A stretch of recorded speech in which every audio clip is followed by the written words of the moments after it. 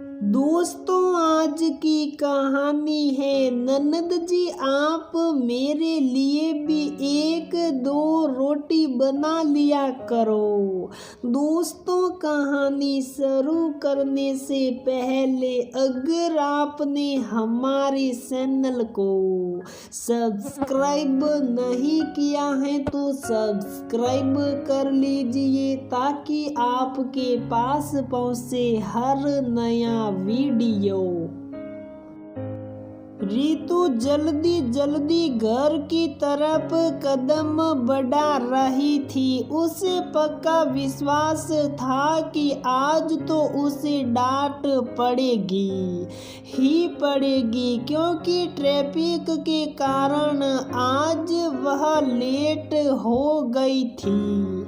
साथ ही सिर भी दर्द से फटा जा रहा था। ऑफिस से घर आई तो देखा सुजय और देवर अतीश टीवी देख रहे हैं। सासू जी और ननद नेहा बड़ बड़ करती हुई खाना खा रही है। उन्होंने रितु की तरफ ऐसे घूर कर देखा जैसे ना जाने घर में कौन घुस आया हो। रितु ने चुप साप बैग कमरे में ले जाकर रखा, हाथ मुंह धोया, कपड़े बदले और किचन में खुद के लिए खाना लेने गई तो देखा उसके लिए तो रोटी थी ही नहीं। इतने में सासू माँ की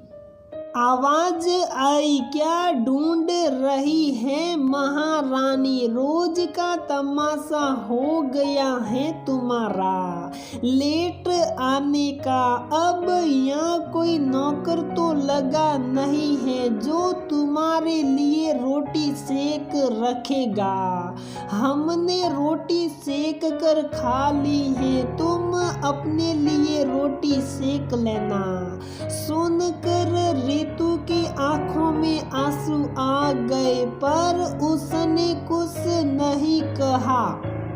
चुप साप अपने लिए दो रोटी सेकी, सब्जी भी थोड़ी सी बची थी। उसी के साथ रोटी खाकर पानी पीकर अपने कमरे में चली गई। इतने में नेहा कमरे में आई और जोर जोर से चिल्लाने लगी, भाभी, बर्तनों का जो ढेर लगा हुआ है उन्हें धोकर रखो। खाना तो हमने बना दिया, कम से कम आप किचन के साथ बर्तन तो साफ कर ही सकती हो। रितु चुप साफ उठी और किचन में जाकर साफ सफाई कर बर्तन धो करके आई।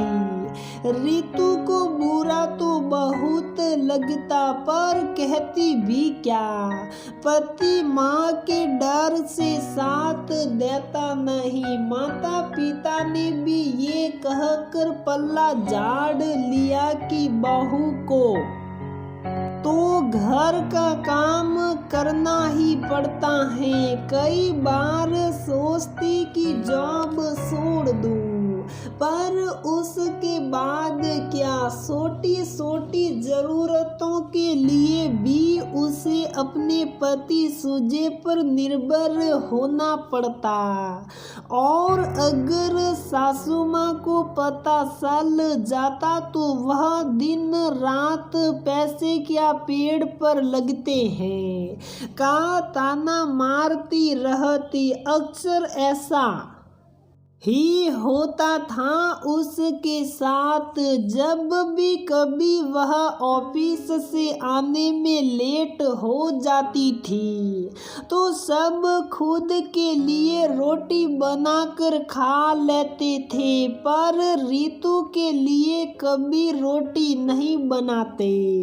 रितु को अपनी रोटी खुद ही सेकनी पड़ती थी। एक बार उसने कह भी दिया कि मेरे लिए भी एक दो रोटी सेक।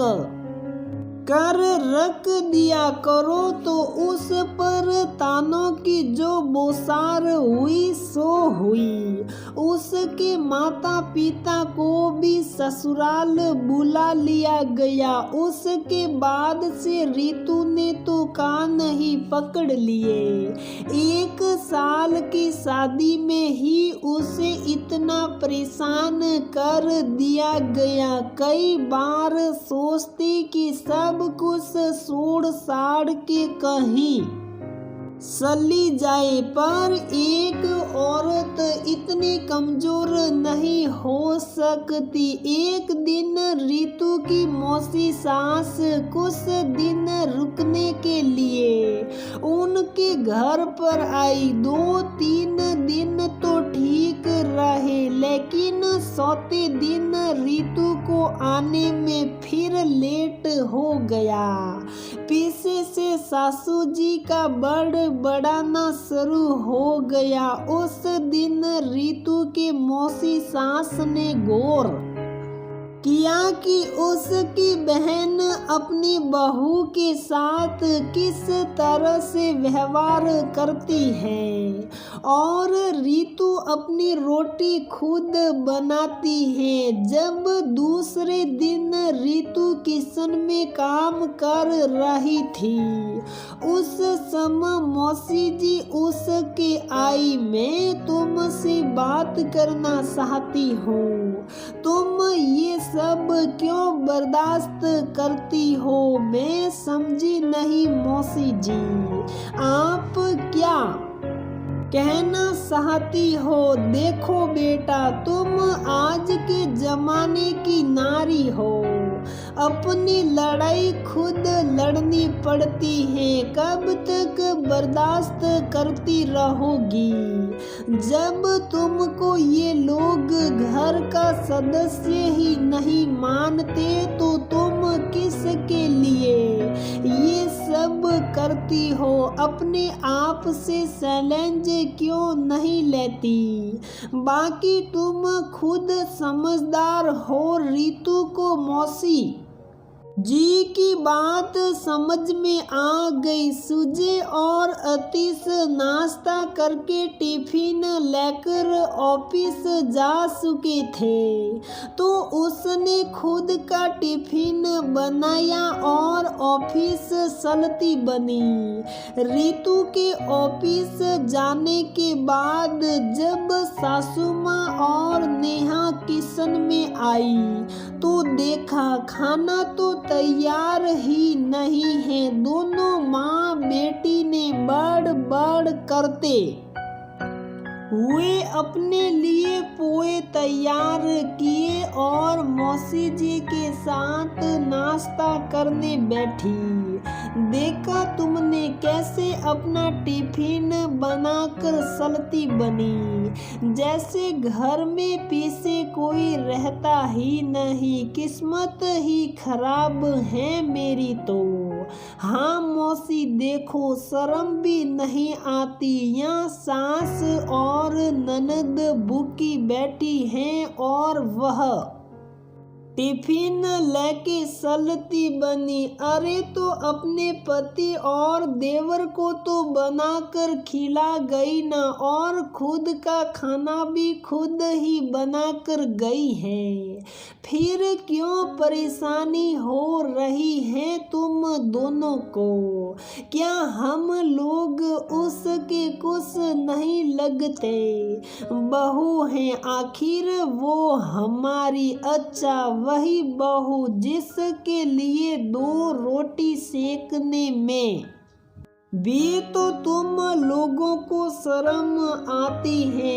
अरे वो तो जानबूझकर लेट आती है ताकि घर का काम ना करना पड़े।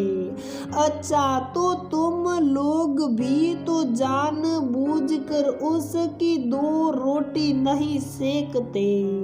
आज शायद बहू को समझ में आ गया कि जब मेरे हिस्से की रोटी मुझे ही सेकनी है तो मैं दूसरों की रोटी क्यों सेकूं?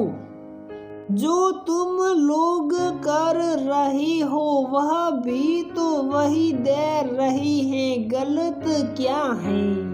मौसी जी की बात सुनकर नेहा और सासू माँ दोनों चुप हो गई। शाम को जब रितु जान बूझकर घर देर से आई तो देखा कि उसके लिए भी खाना तैयार था और मौसी जी उसको देखकर मंद मंद मुस्कुरा रही थी।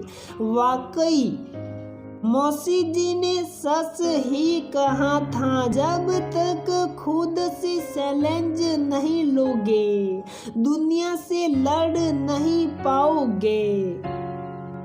तो दोस्तों हमारी ये कहानी यहीं पर समाप्त होती है। अगर आपको हमारी ये कहानी पसंद आती है तो प्लीज़ वीडियो को लाइक करें, शेयर करें और हमारे चैनल को सब्सक्राइब ज़रूर करें।